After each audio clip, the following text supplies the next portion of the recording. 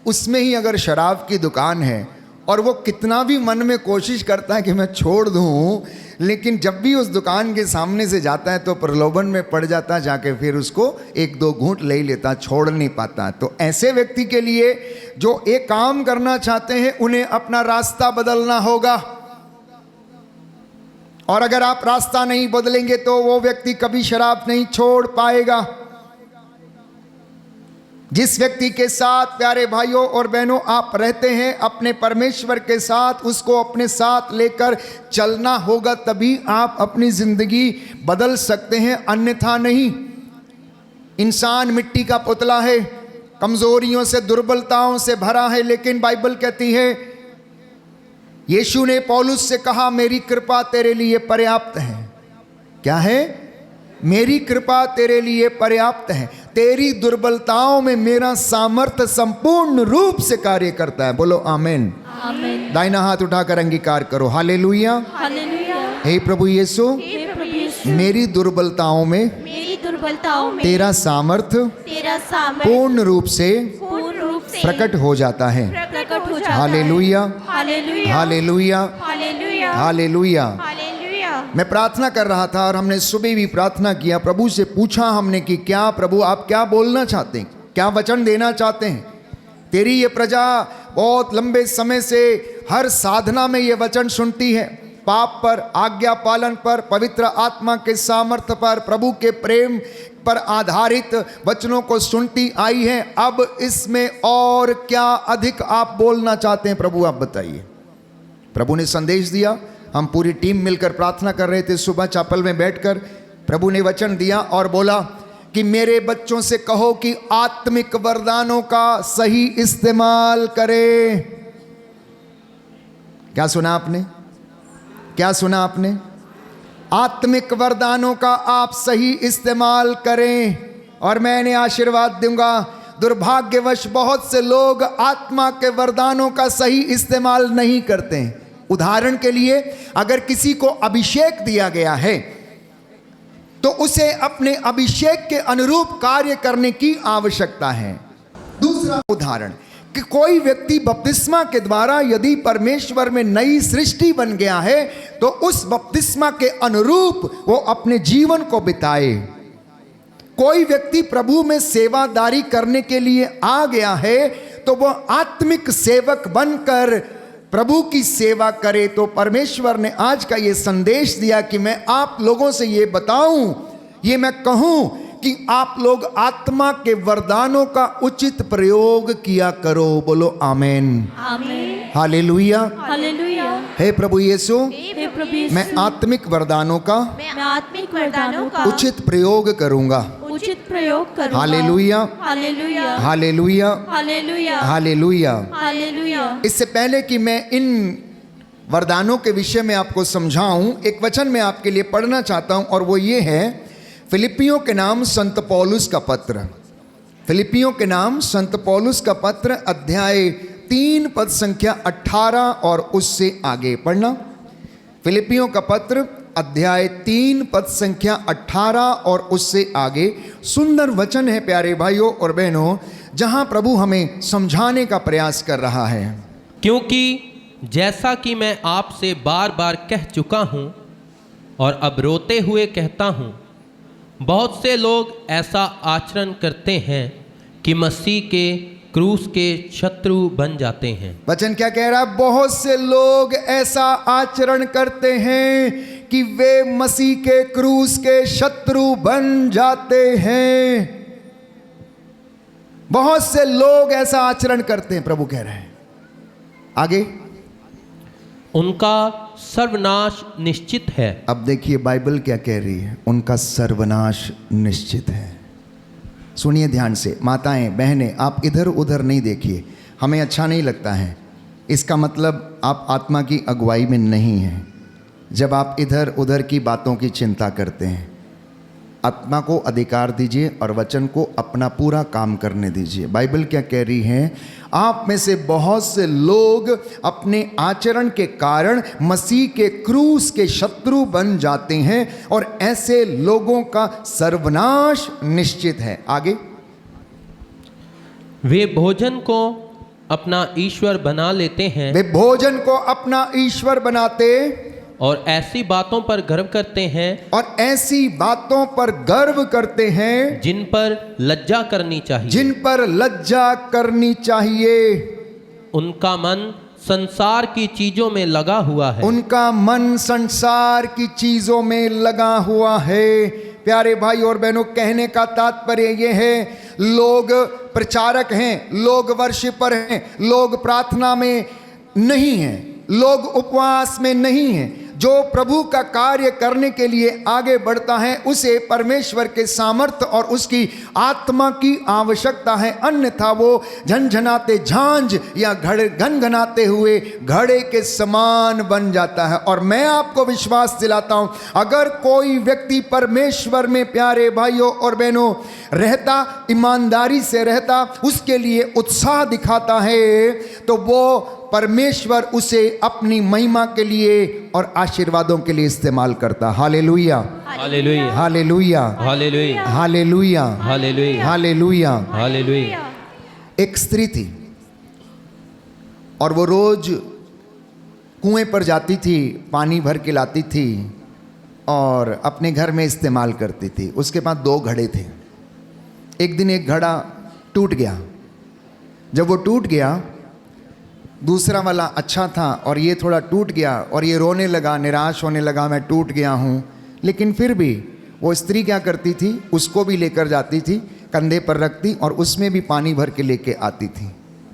वो दोनों घड़ों में पानी भर के लाती थी और होता क्या था, जब वो चलती थी तो टूटे हुए घड़े से पानी जो था वो रास्ते में गिर जाता था। अब इस घड़े को बड़ा दुख लगता था और ये घड़ा अपनी तुलना दूसरे घड़े के साथ करता था। ये घड़ा अच्छा है, मैं टूट गया हूँ, इसमें पानी पूरा समाता है, मेरा पानी तो गिर जाता है। और वो रोने लगता है और अपनी मालकिन से शिकायत करने लगता है, देखो मैं तो टूट गया हूँ, मेरा पानी गिर जाता है, घर पहुँचते पहुँचते ये आधा ही रह जाता है, मैं बेकार हो गया हूँ, मुझे कुछ समझ में नहीं आता क्या करूँ। प्यारे भाइयों और बहनों, वो औरत उस घड़े से बात करती है, तू रोता क्यों है, तू रोता क्यों है? तू जानता है जब मैं तुझ में पानी भर के कंधे पर बिठाकर तुझे लेकर आती हूं तो रास्ते में तेरे बीच में से जो पानी गिर जाता है वो गिरता है रास्ते में, और दूसरे दिन जब मैं जाती हूँ देखती हूँ तो वो पानी वो रास्ते में लगे हुए पौधों को सींचता है और उसमें सुंदर सुंदर फूल खिल जाते हैं।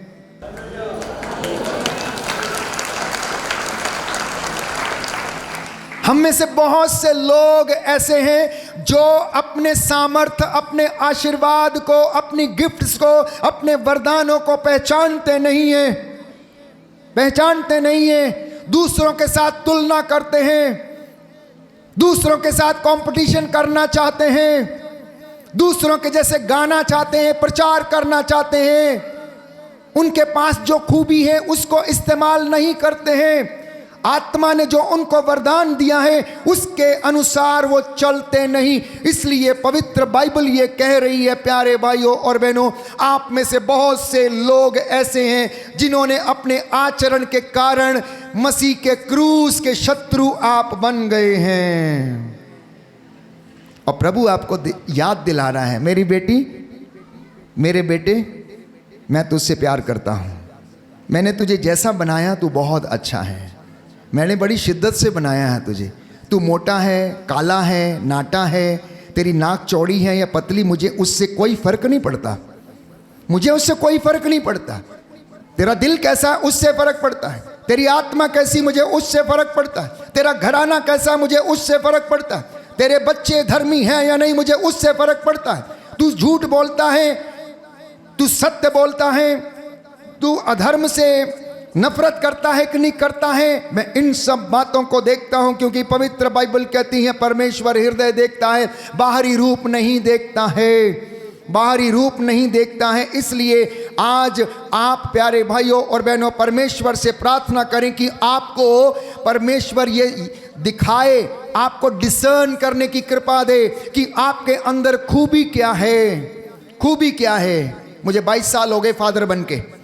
मुझे 22 साल हो गए फादर बन के। 2003 से मैंने प्रचार करना शुरू किया था। इनिशियली मैं पार्ट टाइम प्रीचर के रूप में जाया करता था प्रचार करने के लिए अन्य प्रचारकों के साथ। उसके बाद धीरे धीरे अपने धर्म प्रांत के पल्ली के कार्यों में और पल्ली का उत्थान में हम लगे रहे, प्रार्थना करते रहे, एडोरेशन में नित्य प्रतिदिन बने रहना। और मुझे आज भी याद है कि 2008-9 में जो साधना हुई थी बेलपड़ाव में, वहाँ यहाँ से बहुत से लोग उसमें थे और केरल कोटा से वहाँ पर एक टीम आई हुई थी। फादर बॉबी के अगुवाई में वो टीम प्रचार कर रही थी। फादर कुरियाकोस मारियो वहाँ पर थे और वहाँ पर मैं भी मौजूद था। तो शाम के समय फादर जी ने पूछा कि पल्ली पुरोहित कौन है, और मैं गया और उन्होंने मेरा हाथ पकड़ा और कहा, क्योंकि वहाँ पर बहुत बड़ी भीड़ थी वचन को सुनने के लिए, 3-4 हज़ार 5 हज़ार लोग थे वहाँ पर वचन को सुनने के लिए। हालांकि फादर जी ने मलयालम में प्रचार किया था लेकिन उसका ट्रांसलेशन हिंदी में किया जा रहा था। तो शाम के समय फादर जी ने मेरा हाथ पकड़ा, घुमाने के लिए ले गए और कहने लगे, फादर अशोक, अगर आप प्रभु की आराधना में हमेशा लगे रहेंगे तो प्रभु आपको बहुत ऊंचाइयों पर लेकर जाएगा। He said it in English. If you adore the Lord every day in your life, the Lord will take you to the heights. और मैं वो दिन और आज का दिन याद करता हूँ कि परमेश्वर ने अपने इस दास को, अयोग्य सेवक को इस महिमा के लिए इस्तेमाल किया। और आज के इस समय में प्यारे भाइयों और बहनों, वो अपनी महिमा के लिए मुझे इस्तेमाल करता आया है और कर रहा है। और इसका एक कारण है, उसका एक कारण ये था कि हमने बड़ी सादगी और शिद्दत के साथ, बड़ी ईमानदारी के साथ प्रभु के साथ रिश्ता बनाए रखा और आज तक बना हुआ, और मैं विश्वास करता हूं कि हमेशा बना रहेगा वो। तो मैंने कहा, तब तक मुझे अपने वरदानों की पहचान नहीं थी। इनिशियली जब हम जवान थे तो हमें लगता था कि हमारे अंदर टैलेंट है, गाने का, बजाने का, हल जोतने का, मेहनत करने का, खेलने का, कूदने का, गुलाटियां मारने का, इधर से उधर। और लोग सोचते थे कि फादर कलाकार है। प्यारे भाई और बहनों, कलाकारी तो कब की खत्म हो चुकी है। अब तो आत्माओं को कैसे तराशा जाए, परमेश्वर ने वो कलाकारी दे दी है। अब तो आत्माओं को कैसे लाया जाए प्रभु के पास, वो कलाकारी दे दी है। पिछले 15 दिन में लगभग हम 15,000 लोगों को वचन सुना के आज आपके सामने यहाँ पर बैठे हैं। और मैं हर कन्वेंशन में कहता हूँ, मुझे भीड़ देखने की आदत सी हो गई है।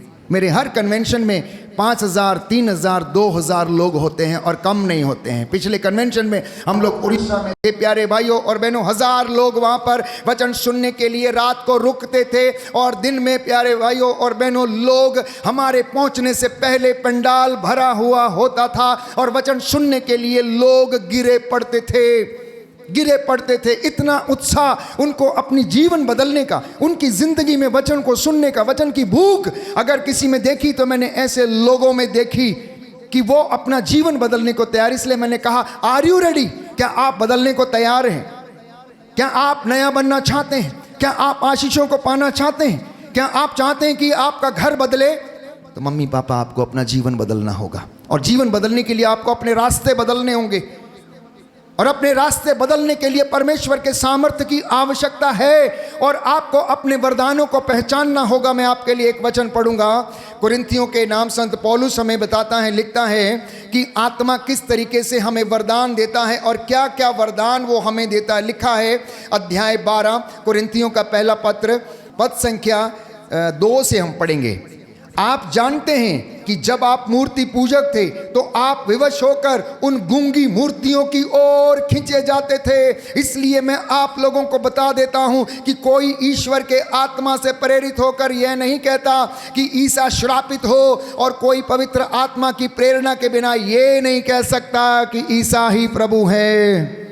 इसलिए पवित्र आत्मा का होना अनिवार्य है। जिस कलीसिया में, जिस समुदाय में, जिस घर में, जिस वर्शिपर में प्रार्थना नहीं है, आत्मा काम नहीं करेगा।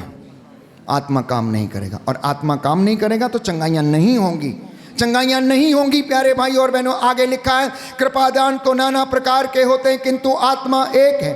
सेवाएं तो नाना प्रकार की होती किंतु प्रभु एक है। प्रभावशाली कार्य तो नाना प्रकार के होते हैं किंतु एक ही ईश्वर के द्वारा सबों में सब कार्य संपन्न होते हैं। वह प्रत्येक व्यक्ति को वरदान देता है जिससे कि वह सबों के हित के लिए पवित्र आत्मा को प्रकट करे। Hallelujah, hallelujah, hallelujah, hallelujah, hallelujah, hallelujah. आगे लिखा, किसी को आत्मा के द्वारा प्रज्ञा के शब्द मिले तो किसी को उसी आत्मा के द्वारा ज्ञान के शब्द मिले तो किसी को उसी आत्मा के द्वारा विश्वास मिलता है। और वही आत्मा किसी को रोगियों को चंगा करने का, किसी को चमत्कार दिखाने का, किसी को भविष्यवाणी करने का, किसी को आत्माओं की परख करने का, तो किसी को भाषाएं बोलने का, तो किसी को भाषाओं की व्याख्या करने का वरदान देता है।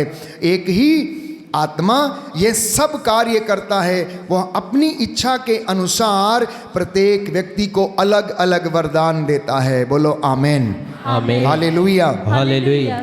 आप में से बहुत से लोग हैं, किसी को भक्ति करने का वरदान मिला है तो किसी को उपवास करने का वरदान है। सब लोग उपवास नहीं कर पाते हैं, सब लोग उपवास नहीं कर पाते। किसी को उपवास करने का, तो किसी को प्रभु की हजूरी में बैठकर मध्यस्थता करने का, वो भी एक सेवकाई है।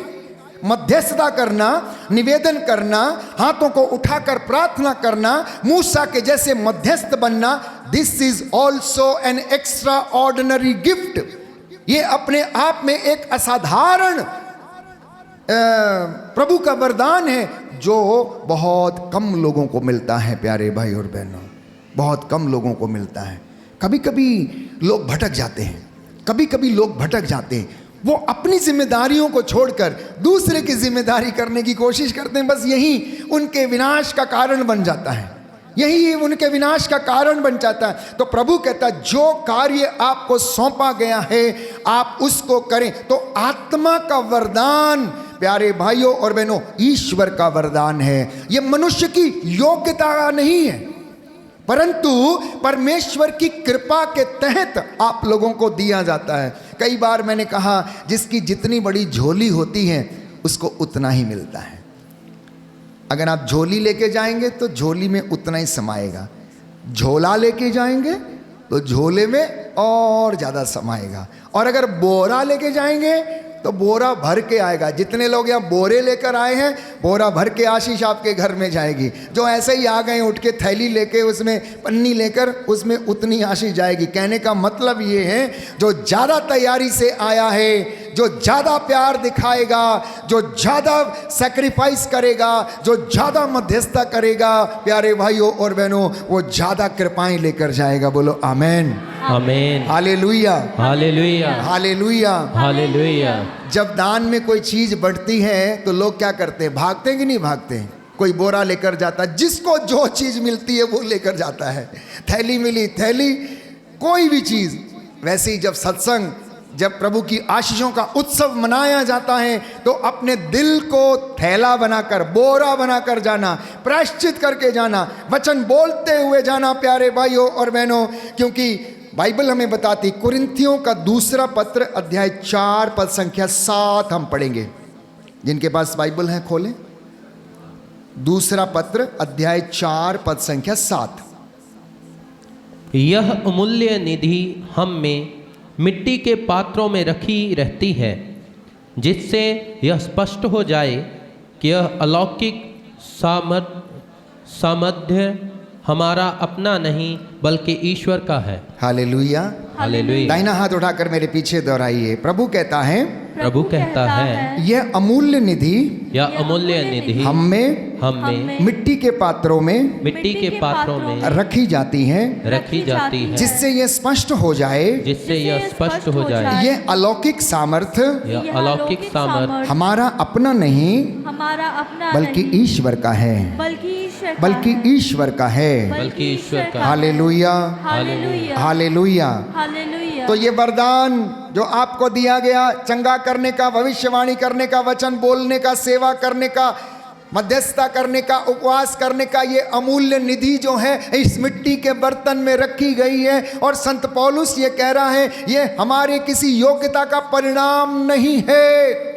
ये परमेश्वर की कृपा है कि ये इतना बड़ा गिफ्ट, इतना बड़ा तोहफा इस मिट्टी के बने हुए बर्तन में वो रख देता है, जिससे कि उसका अलौकिक सामर्थ्य हम में प्रकट हो जाए और हम सबको याद रहे कि ये हमारा वरदान नहीं, ये परमेश्वर का वरदान है। Hallelujah, hallelujah, hallelujah, hallelujah, hallelujah. Hallelujah. बहुत से लोगों को जब ये वरदान मिलते हैं वो समझ नहीं पाते हैं। मैंने अपने जिंदगी में अपने साथ सहयोगियों को भी देखा, प्रचारकों को भी देखा, साधनाओं के समय आत्मा को रिसीव करते हुए देखा, उनकी गवाहियों को सुना, लेकिन बाद में उनके जीवन प्यारे भाइयों और बहनों निर्मूल हो गए, निर्मूल हो गए, सर्वनाश हो गया। आज उन लोगों का पता नहीं कि ऐसे लोग जो कहते थे हमें पवित्र आत्मा का वरदान मिल गया, हम उपवास करना सीख गए, वर्शिप करना सीख गए, पता नहीं कहां खो जाते हैं, पता नहीं कहां खो जाते हैं। ऐसा क्यों होता है? ऐसा क्यों होता है? ऐसा इसलिए होता है, पवित्र बाइबल संत पौलुस हमें समझाता है, कुरिन्थियों का पहला पत्र अध्याय 12 पद संख्या 7 और उससे आगे, कि ये वरदान जो हमें मिले हैं ये कलीसिया की सेवा के लिए हैं, ना कि किसी दूसरी चीज के लिए। ये कलीसिया की सेवा के लिए है। जब हमें ये समझ में आ जाता है, देखिए लिखा है, वह प्रत्येक को वरदान देता है जिससे वह सबों के हित के लिए पवित्र आत्मा को प्रकट करे। तो प्रभु का दास, वर्शिपर, कैटेकिस्ट, प्रचारक जब पवित्र आत्मा में उसको ये समझ आ जाती है कि मेरी सेवकाई कलीसिया के उत्थान के लिए है, मेरी सेवकाई विश्वासी भाई या बहन की उन्नति के लिए है, मेरी जिम्मेदारी, मेरी प्रार्थना, मेरा उपवास कलीसिया में लोगों की उन्नति के लिए है, आत्मिक उन्नति के लिए है, मैं आपको विश्वास दिलाता हूं कि परमेश्वर उस भक्त का, उस दास का, चाहे वो कैसा भी हो, उसका इस्तेमाल करेगा। ब्रदर किशोर को आपने सुना, 20 साल से अंधे हैं, वचन बोलते हुए सुना। जब वो बोलते हैं तो ऐसा लगता है कि आग बरसती है, आग बरसती। एक अंधा व्यक्ति जो केवल वचन को किसी के द्वारा सुनता है, उसको याद करता है और आपको बोलता है। प्यारे भाई और बहनों, ये उनका काम नहीं, ये परमेश्वर का काम है कि उसने उसकी दुर्बलता को भी, प्यारे भाइयों और बहनों, अपना सामर्थ्य बना लिया है।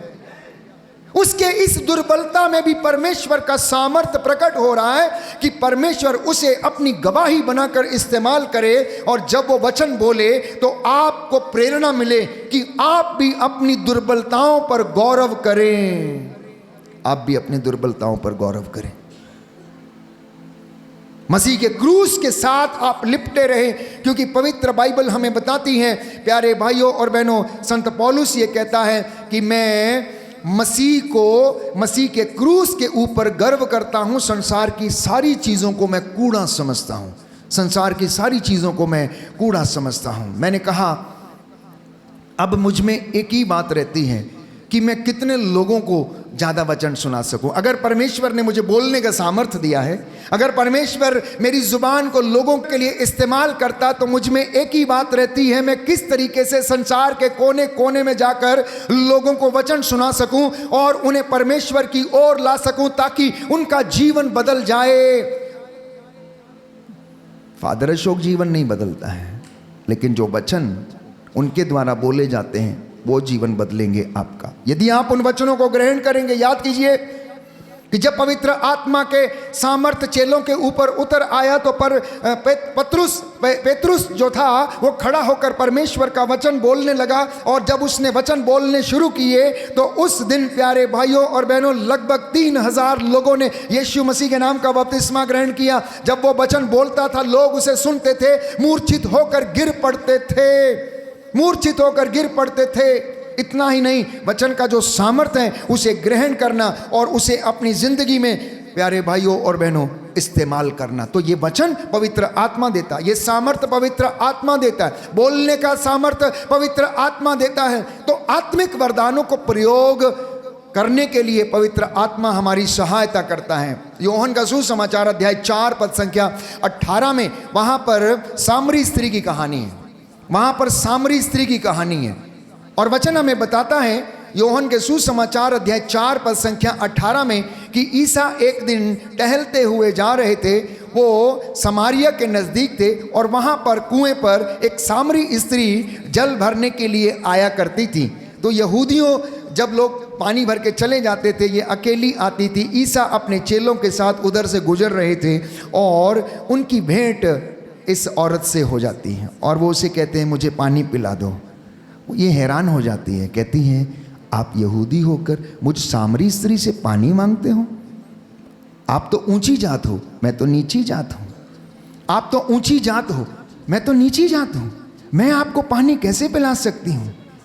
प्यारे भाइयों और बहनों, वो हैरान हो जाती हैं कि यीशु उससे बात करते हैं। वो एक गुरु, वो एक यहूदी होने के बावजूद वो उनसे वार्तालाप करना शुरू करते हैं और उनकी बातचीत थोड़ी आगे बढ़ती है।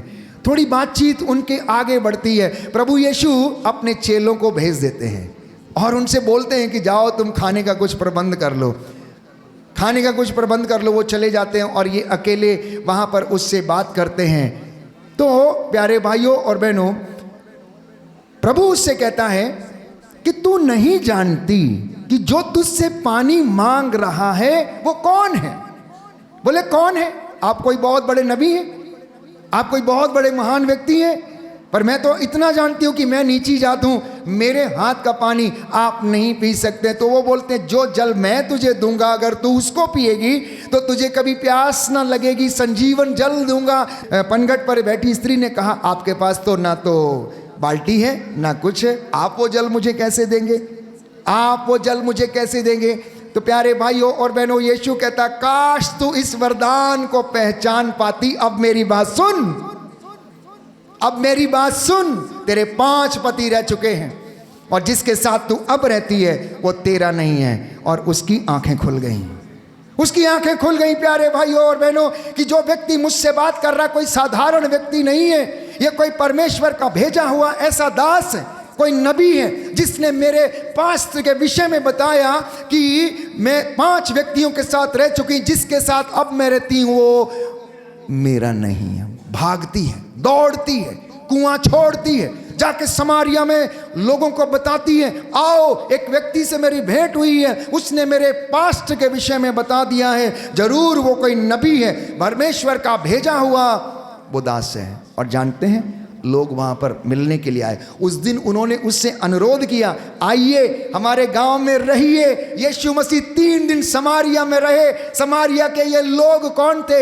यहूदियों के गांवों से अलग किए गए लोग थे, जिन्होंने अन्य जातियों के साथ विवाह करके अपने जीवन को खराब कर लिया था, पाप में जिन्होंने जीवन बिताया था। यीशु मसीह वहाँ पर रुके, प्रचार किया। और प्यारे भाई और बहनों, बाइबल कहती जितनों ने संध्या के समय प्रचार सुनते समय वचन में विश्वास किया, यीशु में विश्वास किया, प्रभु ने उन्हें जीवन दिया। Hallelujah, hallelujah, hallelujah. तो जब आप ये वचन सुनते हैं, जब आप इन वचनों को स्वीकार करते हैं, इसी प्रकार से दौड़ के जाना और कहना कि प्रभु ने मेरे विषय में बताया, ये वचन मेरे लिए है, मेरे बच्चे के लिए है। पिछले दिनों मैं प्रचार कर रहा था, प्रभु ने अगुवाई की आराधना के दौरान। यहाँ एक बहन है जो आत्महत्या करने की सोच रही है। उस समय उस बहन का प्यारे भाइयों और बहनों हिम्मत नहीं हुआ, हाथ उठाकर वो बोले, लेकिन आराधना के तुरंत बाद वो भागकर आती है और बोलती है फादर जी आपको कैसे मालूम कि मैं आत्महत्या करना चाहती हूँ? वो स्त्री मैं हूँ जो ये सोच रही कि मैं अपने जीवन को समाप्त कर दूं, क्योंकि मैं तंग आ चुकी हूं अपने परिवार से, आर्थिक समस्याओं के कारण मैं बहुत ज़्यादा परेशान हूं। आपको कैसे मालूम? मैंने कहा मैंने कुछ नहीं कहा, पवित्र आत्मा ने अगुवाई की और आपका हृदय टटोला कि इस भीड़ में 400-500 लोगों में एक व्यक्ति ऐसा बैठा है, उसके विचार इस तरीके के हैं। उससे कहो कि प्रभु उससे प्यार करता है, उससे कहो कि प्रभु उसे प्यार करता है। और परमेश्वर ने उसे छुआ, परमेश्वर ने उसका मन बदला, परमेश्वर ने उसके अंदर उत्साह पैदा किया कि नहीं, जो वो सोचती है वो गलत है, जो वो कर रही है वो गलत है। परमेश्वर उसे प्यार करता है। Hallelujah, hallelujah, hallelujah, hallelujah. यीशु की स्तुति हो, यीशु की स्तुति यीशु हो। को धन्यवाद, यीशु को यीशु की धन्यवाद। आराधना हो, यीशु की आराधना। यीशु की महिमा हो, यीशु की महिमा। यीशु को धन्यवाद। यीशु को धन्यवाद। दूसरा उदाहरण राजाओं के पहले ग्रंथ अध्याय 3 में हम पढ़ते हैं। राजा सुलेमान को परमेश्वर ने बुद्धि का वरदान दिया था, विवेक का वरदान दिया था, न्याय करने का वरदान दिया था। क्योंकि राजा सुलेमान ने प्रभु से क्या मांगा था? ना तो मुझे सोना चाहिए, ना चांदी चाहिए, कुछ भी नहीं चाहिए, तेरी प्रजा का निष्पक्ष न्याय करने का सामर्थ्य मुझे दे, मुझे विवेक का वरदान दे। तो आपको मालूम है कि 2 औरतों में लड़ाई हो गई और वहाँ पर समझौता करने की बारी आई, न्याय करने की बारी आई। एक ने कहा इसने मेरा बच्चा चुरा लिया और दूसरे ने कहा नहीं ये मेरा है। तो प्यारे भाइयों और बहनों, पवित्र आत्मा ने उसकी सहायता की। उसने कहा एक तलवार ला के दी जाए और बच्चे को यहाँ सामने लाया जाए और इसके 2 टुकड़े कर दिए जाए। प्यारे भाई और बहनों, जो असली माँ थी वो चिल्लाने लगती है नहीं, बोली नहीं ये बच्चा मुझे नहीं चाहिए, ये इसी को दे दो। और बाइबल प्यारे भाई और बहनों समझाती हैं कि राजा को पता लग गया कि असली माँ कौन है। विवेक, विवेक का वरदान। आपको कई बार निर्णय लेने पड़ते हैं अपने जीवन में, व्यक्तिगत जीवन में, आध्यात्मिक जीवन में, पारिवारिक जीवन में, आपके दाम्पत्य जीवन में, बच्चों की जिंदगी में निर्णय लेने पड़ते हैं और आप उस समय हताश हो जाते हैं। कुछ क्षण के लिए मौन होकर प्रभु के सामने बैठना वो आपको बताएगा क्या उचित है और क्या अनुचित है। तीसरा उदाहरण प्यारे भाइयों और बहनों, पवित्र आत्मा हमें प्रदान करता इन वरदानों का उपयोग करने के लिए। मार्कुस का सुसमाचार अध्याय 16, मार्कुस का सुसमाचार अध्याय 16 पद संख्या 18 और उससे आगे सुंदर वचन है। हम पढ़ते हैं कि प्रभु ने हमें उन वरदानों को प्रदान किया। 17 से हम पढ़ेंगे। विश्वास करने वाले ये चमत्कार दिखाया करेंगे, वे मेरा नाम लेकर अपदूतों को निकालेंगे, नवीन भाषाएं बोलेंगे, सांपों को उठा लेंगे, यदि वे विष पिएंगे तो उससे उन्हें कोई हानि नहीं होगी, वे रोगियों पर हाथ रखेंगे और रोगी स्वस्थ हो जाएंगे। बोलो आमीन, हालेलुया, हालेलुया, हालेलुया, हालेलुया। यीशु की स्तुति हो, यीशु की स्तुति हो। यीशु को धन्यवाद, यीशु को धन्यवाद। यीशु की आराधना हो, यीशु की यीशु आराधना की हो। महिमा हो, यीशु की महिमा यीशु हो। को धन्यवाद, यीशु को धन्यवाद। Hallelujah, hallelujah, hallelujah. हालेलुया। तो ये वरदान कौन देगा? आत्मा देगा। आत्मा के वरदानों में जब आप बढ़ेंगे। चौथा उदाहरण एक्ट्स ऑफ द अपोस्टल्स, प्रेरितों का कार्यकलाप अध्याय 3 पद संख्या 6 और उससे आगे। बेहतर है हम इसको पढ़ें।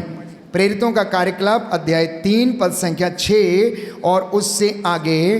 प्यारे भाइयों और बहनों, मैं आपको इसलिए समझाने का प्रयास कर रहा हूं कि आप लोग जानिए, आत्माओं की परख कीजिए, कौन सी आत्मा आपसे क्या कहती है। क्या प्रभु का आत्मा आपके जीवन में कार्य करता? यदि वो करता है तो प्यारे भाइयों और बहनों, आप उन्नति में रहेंगे, आप अपनी जिंदगी में आशीष पाएंगे। लिखा है 4 से पढ़ेंगे। पेतरुस और योहन ने उसे ध्यान से देखा। पेतरुस ने कहा हमारी ओर देखो, और वह कुछ पाने की आशा से उनकी ओर देखता रहा। किंतु पेतरुस ने कहा मेरे पास ना तो चांदी है और ना सोना, बल्कि मेरे पास जो है वही तुम्हें देता हूँ। ईसा मसीह नाजरी के नाम पर चलो, ईसा मसीह नाजरी के नाम पर चलो। और उसने उसका दाहिना हाथ पकड़कर उठाया। उसी क्षण लंगड़े के पैरों और टखनों में बल आ गया। वह उछलकर खड़ा हो गया, चलने फिरने लगा। वह चलते उछलते तथा ईश्वर की स्तुति करते हुए उनके साथ मंदिर आया। बोलो आमीन, आमीन, हालेलुया, हालेलुया, हालेलुया। हालेलुया। तो वो एक पवित्र आत्मा जो ये सारे कामों को करता है, जो आपको सामर्थ्य देता है। जब कोई व्यक्ति बीमार होता है, आप इतना विश्वास करने वाले वचन सुनते हैं, वहां पर खड़े होकर यीशु मसीह के नाम से कहना, ए गंदी दुष्ट आत्मा, ए बुखार की आत्मा, आर्थिक तंगी की आत्मा, लड़ाई झगड़े की आत्मा, क्रोध की दुष्ट आत्मा, मैं तुझे आदेश देता हूं, ईसा मसीह नाजरी के नाम पर छोड़ो और जाओ। उसे जाना होगा, क्योंकि बोलने वाले आप नहीं, आत्मा आपके द्वारा बोलता। हम कौन है? हमारे अंदर वो अमूल्य निधि रख दी गई है। मैं ये कहने का प्रयास कर रहा हूं, समझाने का प्रयास कर रहा हूं, हम उस चीज को इस्तेमाल करना सीखें, उस चीज को हम इस्तेमाल करना सीखें। उदाहरण के लिए अगर कोई फुटबॉल खेलने वाला है तो उसे फुटबॉल लेकर रोज ग्राउंड में जाना पड़ेगा, प्रैक्टिस करना पड़ेगा, ड्रिबलिंग करना पड़ेगा, उसे एंगल्स इस्तेमाल करने पड़ेंगे कि कहां से बॉल वो मारेगा। उसी तरीके से एक विश्वासी को, एक प्रचारक को, प्रभु के दास को, प्रभु के भक्त को रोज उस वचन के साथ रहना होगा, पढ़ना होगा, याद करना होगा। उपवास में, प्रार्थना में यीशु मसीह की पाक हजूरी में रहेगा तो प्यारे भाइयों बहन वो ट्रेंड हो जाएगा और प्रभु उसे अपनी महिमा के लिए इस्तेमाल करेगा। कई बार मैंने समझाने का प्रयास किया, हमारा शरीर क्या है, एक ऐसी चीज़ है जो बंदूक के समान है, और अगर आप दास हैं, प्रचारक हैं और प्रभु के चुने हुए अभिषिक्त हैं तो प्यारे भाइयों और बहनों इसमें से जो वचन निकलते हैं वो गोलियों का काम करते हैं, वो गोलियों का काम करते हैं। अब जिसके पास वचन नहीं है वो खाली है। इसलिए संत पौलुस अफेसियों के पत्र अध्याय 6 पद संख्या 10 और उससे कहता, आगे लिखता है, कहता है तुम ईश्वर के अपार सामर्थ्य से बल ग्रहण करो, तुम ईश्वर के अपार सामर्थ्य से बल ग्रहण करो, तुम शांति सुसमाचार के उत्साह के जूते, विश्वास की ढाल, मुक्ति का टोप पहने रहो, सत्य का कमर बंद कस के आगे बढ़ो, जिससे कि तुम शैतान की धूर्तता का सामना करने में समर्थ हो और उसके अग्नि में बाणों को बुझा सको, उसके अग्नि में बाणों को बुझा सको। लेकिन कई बार हम समर्थ नहीं हो पाते। क्यों नहीं हो पाते? क्योंकि हमारे शरीर रूपी बंदूक में प्रभु का वचन है ही नहीं। शैतान हमसे ज़्यादा अच्छा वचन जानता, क्योंकि वो परमेश्वर की हजूरी में था, वो परमेश्वर की हजूरी में था, लेकिन अब नहीं है। अब वो केवल आत्माओं का नाश करने के लिए, विनाश करने के लिए दहाड़ते हुए शेर के समान विचरता फिरता है, कब और किसको खा जाए, फाड़ दे। इसलिए ऐसा लगता उसने घरों का ठेका लेके रखा है, मैं इस घर को उजाड़ूंगा, इस घर के बच्चों को उजाड़ूंगा, इस दाम्पत्य जीवन, इस दंपति के जीवन का मैं सर्वनाश करूंगा, इन्हें मैं प्रलोभन में डालूंगा, इनकी आत्माओं का विनाश करूंगा। ये ऐसा लगता उसने ठेका लेके रखा है। इसलिए सावधान रहिएगा, सावधान रहिएगा। मैंने कई मर्तबा समझाने का प्रयास किया और आज फिर से बताता हूँ, शैतान प्यारे भाइयों और बहनों केवल और केवल हमें बहकाने का काम करता है, बाकी का सारा काम आप करते हैं। और मैंने कई बार समझाया, आदम और हेवा अदन वाटिका में रहते थे, शैतान रोज़ वहाँ से देखता था। हेवा बड़ी सुंदर थी क्योंकि प्रभु के प्रतिरूप में थी, आदम भी सुंदर था, प्रभु के प्रतिरूप में था। अब वो जगह जो इब्लीस की थी वो जगह आदम और हेवा ले चुके थे, क्योंकि इब्लीस प्यारे भाइयों और बहनों जो स्वर्गदूत था, जिसने स्वर्ग में ईश्वर का विरोध किया और ईश्वर ने उसके साथ 1/3 स्वर्गदूतों को उठाकर धरती पर फेंक दिया। अदन वाटिका अब धरती पर थी। जब मनुष्य बना दिया गया, मिट्टी का पुतला जब बना दिया गया, परमेश्वर ने उसके नथनों में प्राणवायु फूंक दी, वो चलता फिरता सजीव प्राणी बन गया और उसके लिए एक दूसरा पार्टनर बना दिया। ये दोनों रोज सुबह शाम परमेश्वर की हजूरी में रहते और टहलते थे और बातें करते थे। रोज परमेश्वर आता और उनसे बातें करता था और वो उनसे अटखेलियां करते थे और परमेश्वर की संगति में बड़े खुश रहते थे। शैतान दूर से बैठकर देखता रहता था, ये अदन वाटिका में आजकल क्या चल रहा है, परमेश्वर इनसे बहुत बातें करता है, ये जगह तो मेरी थी, मैं तो केरूबों पर विराजमान था, परमेश्वर ने मुझे पूरे स्वर्ग का चक्कर लगाने का अधिकार दिया था, मैं वहाँ पर वर्शिप किया करता था, मैं गाया करता था।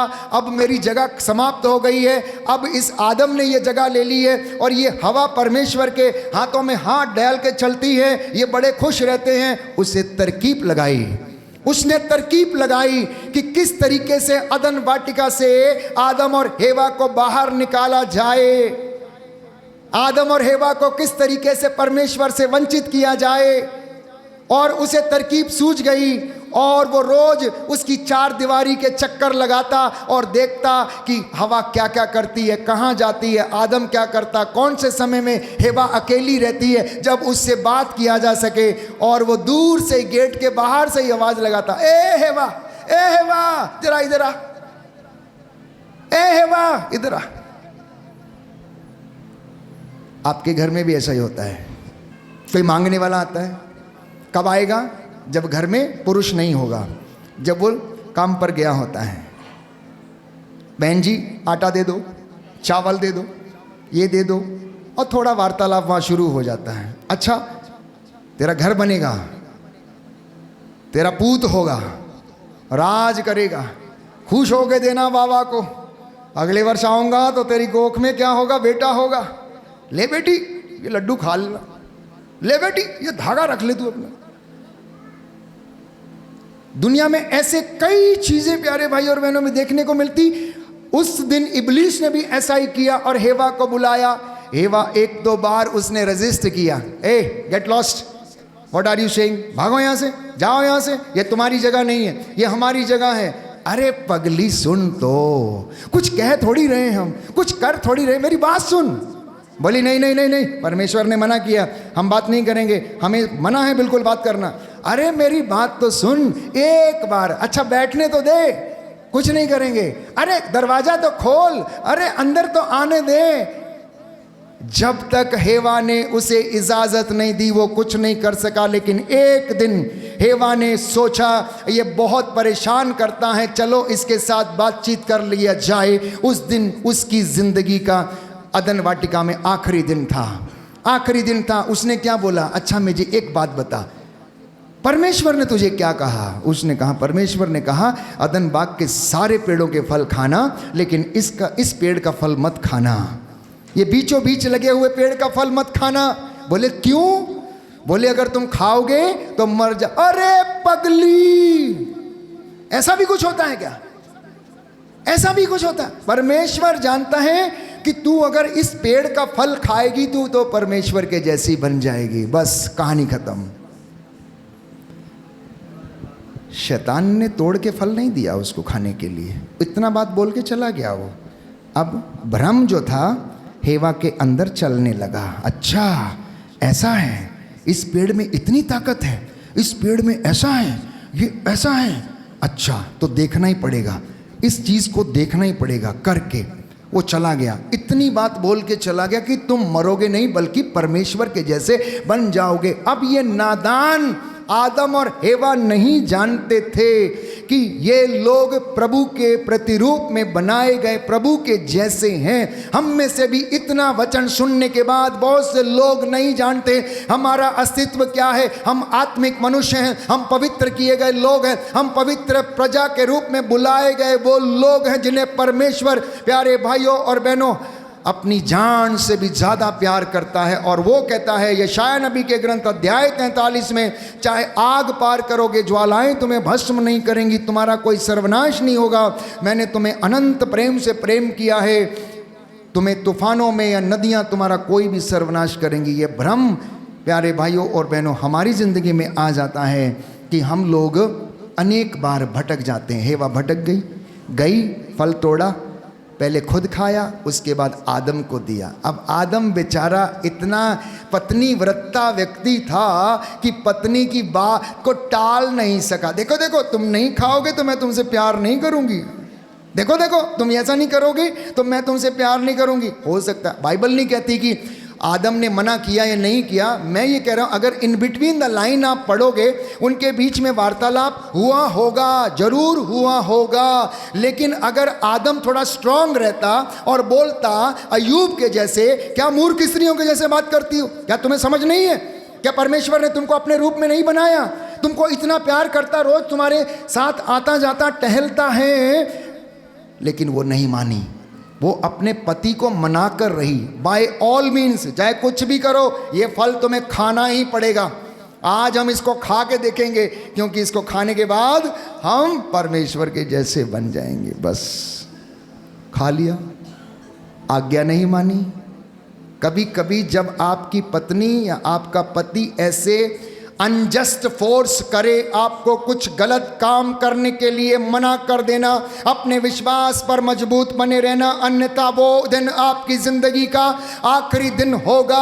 आपकी कृपाएं आपसे छिन जाएंगी अगर आप इस तरीके के किसी गलत काम में पड़ते हो और उसका साथ देते हो।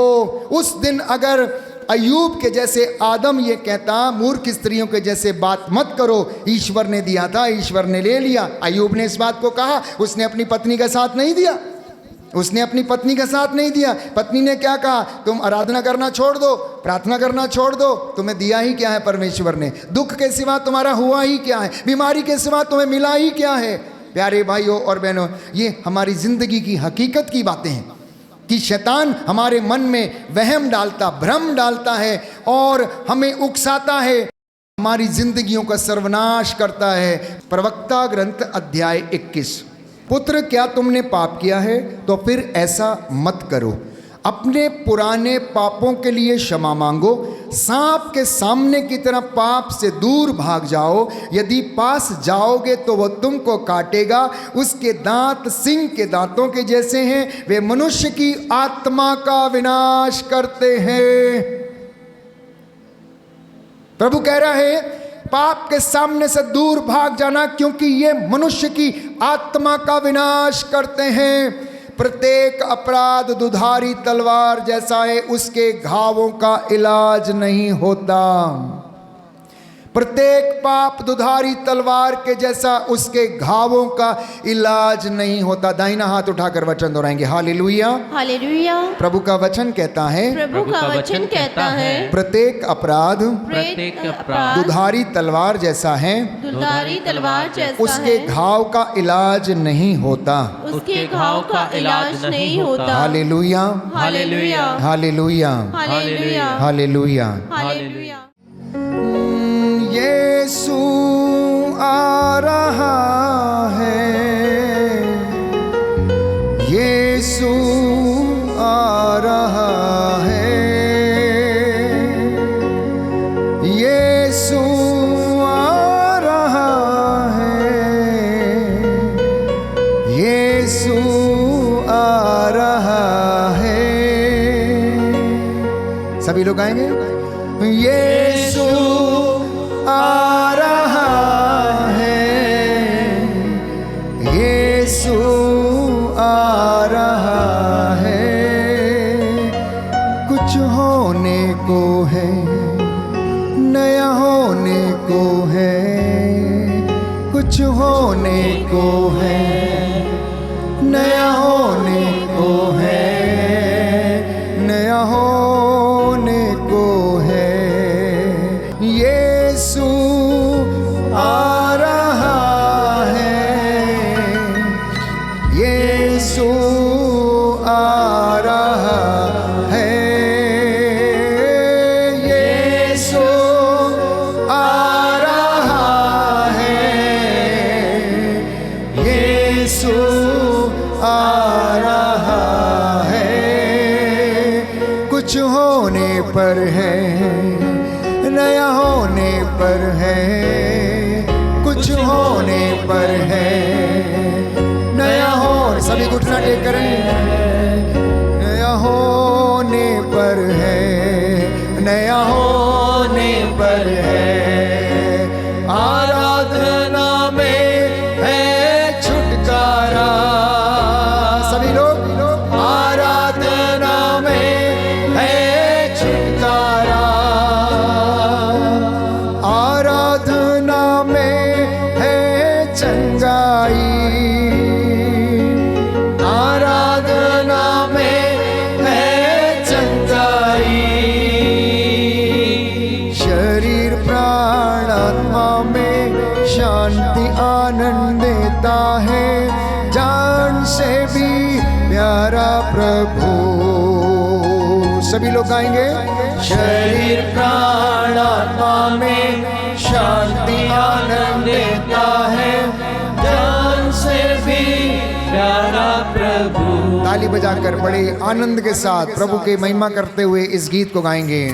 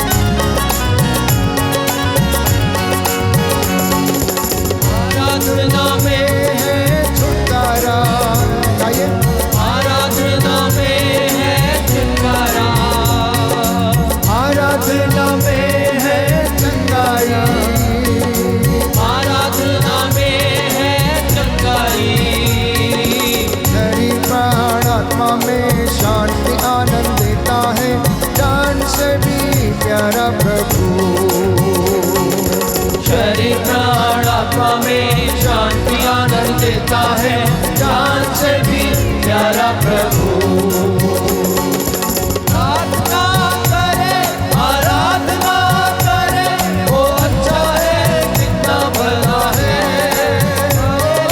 प्रार्थना करे, आराधना करे, वो अच्छा है कितना भला है। छुटकारा पाए हमेशा, हालेलुया, छुटकारा पाए हमेशा, छुटकारा पाए हमेशा, हालेलुया, छुटकारा पाए हमेशा।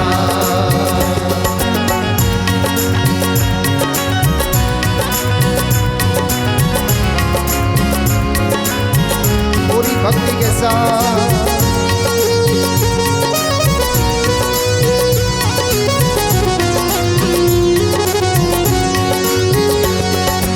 मांगोगे तुम्हें मिलेगा, मांगोगे तुम्हें मिलेगा, ढूंढोगे तो पाओगे, ढूंढोगे तो पाओगे।